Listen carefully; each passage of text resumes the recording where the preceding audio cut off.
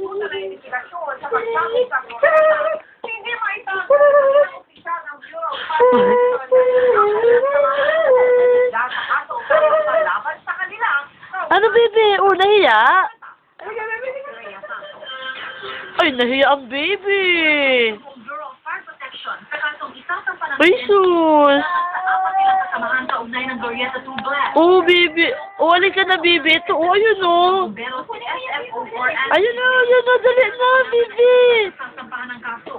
Silang kumumuraw ang mga pangarap niya sa Ay, sus, isus, isus. Ay, sus. ay isa sa sasampahan ng Oh, ito, baby, oh. Baby, oh. bukod kay Gray. Uy, sabi global yan, ah.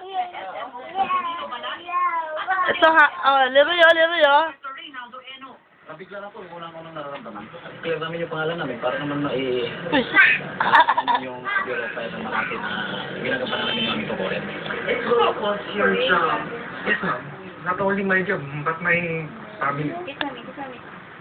Tsaka yung respeto ko oh, alin ka na, dali na, oh. nakakakilala. Sana Oh, mag-hi ka, oh. Hi. Hi. Hi. Hi. Talagang Administrative charge din ang haharapin ng City Fire Marshal ng Oh, isus, isus, ang isus. City Fire Chief Inspector Jose Embang Jr. Nanindigan ng BFE na nagpadala sila Matagal? para inspeksyonin ang mga tenants ng Oo yata, eh. Bahala kang... Wow, ang ganda.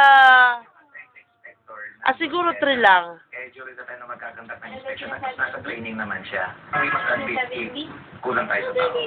24 lamang ang inspektor ng BFP. Wow, kiss. 42,000 business establishment sa Makati.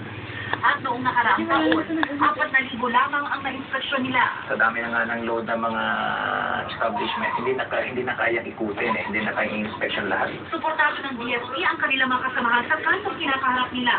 Sana lang daw ay intindihin sila ng mga ng pagsabot. O, ikaw ulit, oh. Santos nakatutok, 24 oras. Ano ba? Ano tanga? Nakalipas ang 24 oras, maraming salamat sa inyong pagsuporta. Nagbabalot ng kulambo.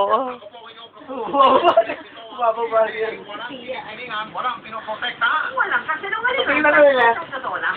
At dahil hindi nagtutulog ang balik. Kasi kanina, bibidyoan ko sana siya, nakakatuwa. Doon lang siya, oh, nakahiga. Yung ulo niya na doon. Nakagano'n lang talaga siya. Hey, Kaido! Kaido!